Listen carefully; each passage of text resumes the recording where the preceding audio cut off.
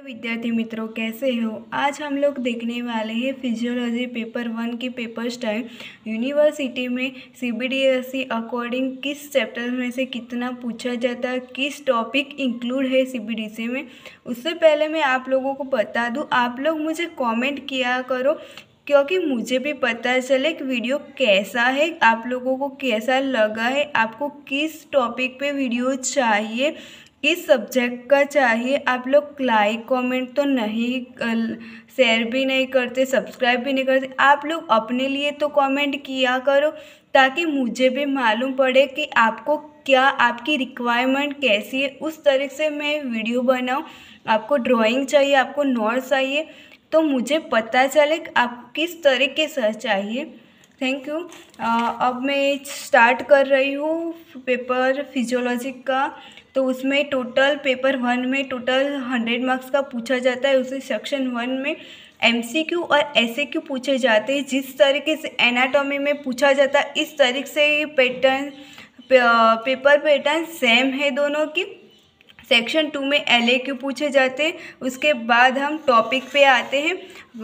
तो टॉपिक में फर्स्ट है जनरल फिजियोलॉजी। जनरल फिजियोलॉजी से में टोटल 7 मार्क्स का पूछा जाता है। उसमें 2 एमसीक्यू और 1 क्वेश्चन एमसीक्यू एसएक्यू का पूछा जाता है। उसके बाद है बायोफिजिक्स साइंस। उसमें भी टोटल 7 मार्क्स का पूछा जाता है। उसमें 2 क्वेश्चन एमसीक्यू के और 1 क्वेश्चन एसएक्यू के पूछे जाते हैं। और उसके बाद है body fluid and immune mechanism. उसमें भी 26 मार्क्स का पूछा जाता है। वो इसमें से एमसीक्यू 1 क्वेश्चन एमसीक्यू के, एसएक्यू 1 क्वेश्चन और एलएक्यू के 2 क्वेश्चन पूछे जाते हैं। बहुत ही ज़्यादा इम्पोर्टेंट, बहुत ही ज़्यादा वेटेज उसमें है इस चैप्टर का।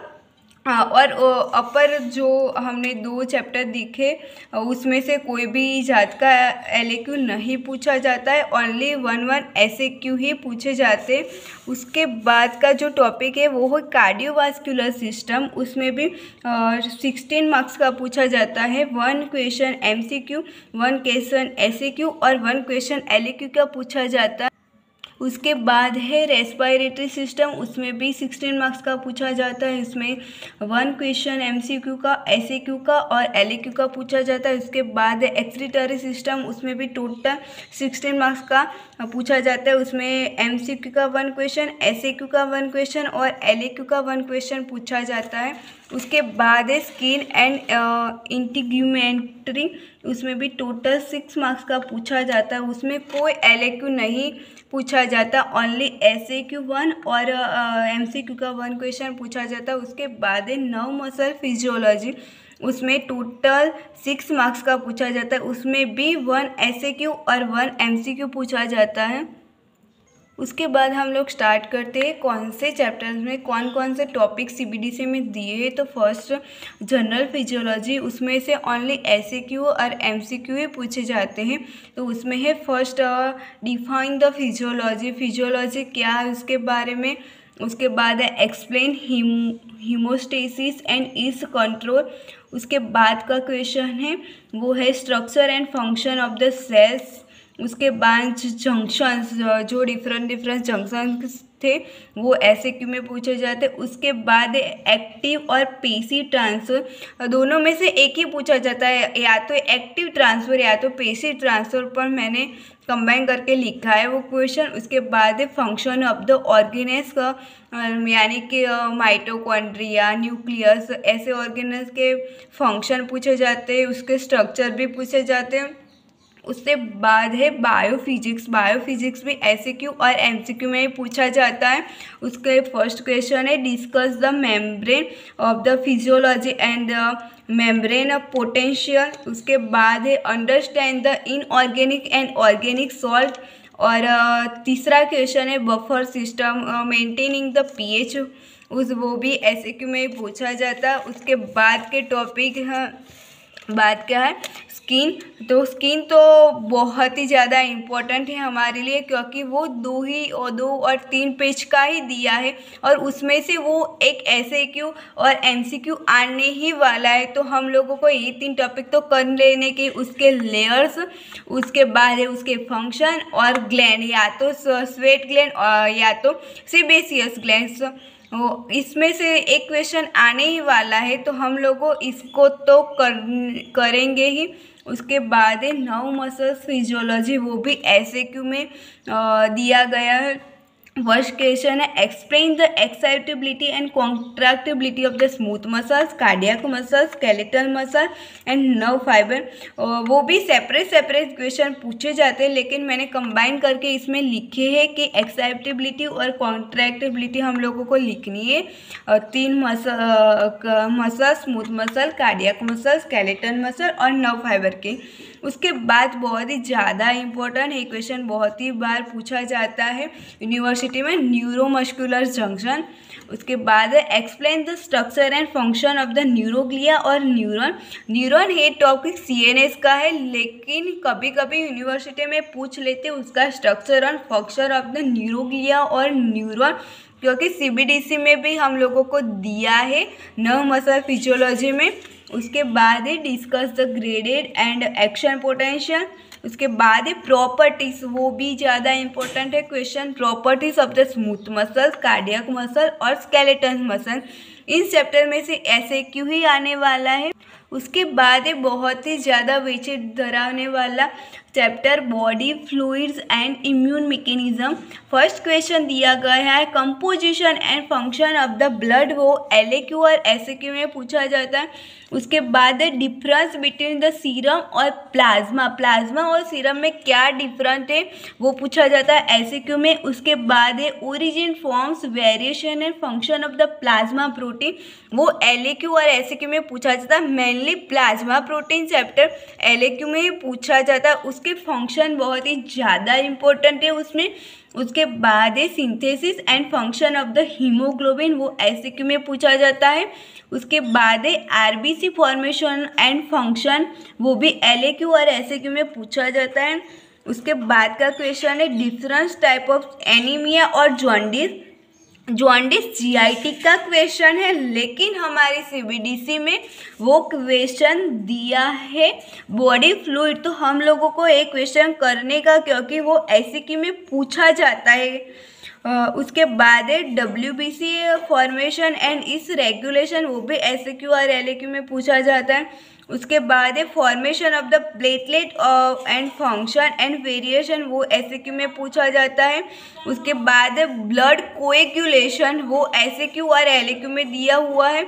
उसके बाद है difference of blood group, different type के ब्लड ग्रुप, वो SAQ में पूछे जाते हैं। उसके बाद है ब्लड ट्रांसफ्यूशन, वो SAQ में दिया है। उसके बाद है explain function of the spleen, वो भी इम्पोर्टेंट है, वो LAQ और SAQ दोनों में दिया है CBDC में। उसके बाद के क्वेश्चन है डिफाइन एंड क्लासीफाई इम्यूनिटी, वो भी SAQ और LAQ में दी गई है।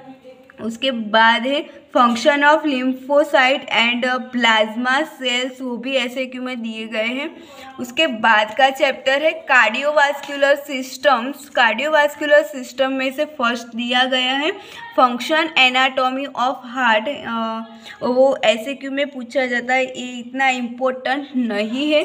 उसके बाद है कंडक्टिव सिस्टम, वो SAQ में दी गई। प्रॉपर्टी ये ज़्यादा इम्पोर्टेंट है LAQ के लिए, वो LAQ और SAQ में दोनों दी है CBDC में, लेकिन मेनली वो LAQ में ही पूछा जाता है। Property of the cardiac muscles, heart.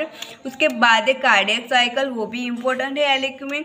Heart sound, वो SAQ और LAQ में दिए गए हैं। उसके बाद है ECG, वो SAQ में फॉल करती है अकॉर्डिंग टू CBDC। उसके बाद है उसकी वेव मेनली पूछी जाती है, P wave, T wave, R wave, S wave. उसके बाद इरेथमिया, वो मायोकार्डियल इंफ्रैक्शन और डिफरेंस डिग्री ब्लॉक, वो SAQ में पूछा जाता है। उसके बाद का है फैक्टर अफेक्टिंग हार्ट रेट, वो एसएक्यू में दिया है। कार्डियक आउटपुट, वो भी एलएक्यू में बहुत ज़्यादा इम्पोर्टेंट है कार्डियक सिस्टम में। उसके बाद है हीमोडायनामिक ऑफ सर्कुलेटरी सिस्टम, वो भी एसएक्यू में दिया है। ब्लड प्रेशर रेगुलेशन, वो एसएक्यू और एलएक्यू दोनों में दिया है। Coronary and cerebral, capillary, pulmonary और स्प्लेनिक सर्कुलेशन, वो एसएक्यू में दिया है। उसके बाद है मैकेनिज्म ऑफ शॉक, साइनोकॉप और हाइपरटेंशन, ये ज़्यादा इम्पोर्टेंट है। हाइपरटेंशन वो एसएक्यू में कई बार पूछा जाता है यूनिवर्सिटी। उसके बाद है कार्डियक मर्मर, वो भी एसएक्यू में पूछा जाता है। उसके बाद का चैप्टर रेस्पिरेटरी में क्वेश्चन फर्स्ट दिया गया है mechanism of the respiratory system, वो एलएक्यू में पूछी जाती है। Mechanism of the respiratory system कभी कभी उसका सेपरेट क्वेश्चन एसएक्यू में पूछ लेते हैं। उसके बाद है लंग वॉल्यूम और उसकी कैपेसिटी, वो भी एसएक्यू में पूछा जाता है। नॉन रेस्पिरेटरी फंक्शन, वो भी इम्पोर्टेंट है एसएक्यू के लिए। उसके बाद ब्रोंकियलिटी, वो भी एसएक्यू में पूछी जाती है। सरफांक्टन, वो भी एसएक्यू के लिए क्वेश्चन है। उसके बाद O2 CO2 ट्रांसफॉर्मेशन, वो भी एलएक्यू के लिए ज़्यादा इम्पोर्टेंट है रेस्पिरेटरी सिस्टम में से। उसके बाद है regulation of the respiration hypoxia, वो एसएक्यू के लिए इम्पोर्टेंट है। उसके बाद है आर्टिफिशियल रेस्पिरेशन, वो भी एसएक्यू में पूछा जाने वाला क्वेश्चन है। उसके बाद है high altitude and deep sea diving, वो इतना इम्पोर्टेंट नहीं है। उसके बाद एक्सिटरी सिस्टम, उसमें फर्स्ट दिया है structure and function of the kidney, वो एसएक्यू में दिया गया है। उसके बाद है रेनिन एंजियोटेंसिनोजन सिस्टम्स, वो एलएक्यू और एसएक्यू में इम्पोर्टेंट है। जो जक्स्ट्रा एपरेटस वाला चैप्टर है ना, उसमें दिया गया है।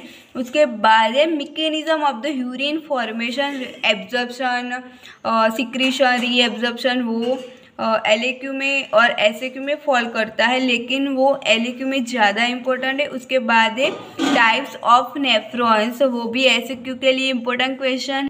उसके बाद factor affecting of the GFR, वो एसएक्यू में इम्पोर्टेंट है। उसके बाद है filtration and secretion reabsorption in the kidney, जो मैंने अभी बताया वही। उसके बाद है कॉन्ट्रैक्शन एंड डाइल्यूटेशन मैकेनिज्म। उसके बाद है रेगुलेशन एसिड बेस बैलेंस, वो एलएक्यू एसएक्यू में दिया है। मिक्सचुरेशन, वो भी इम्पोर्टेंट है एसएक्यू और एलएक्यू के लिए। थैंक यू दोस्तों।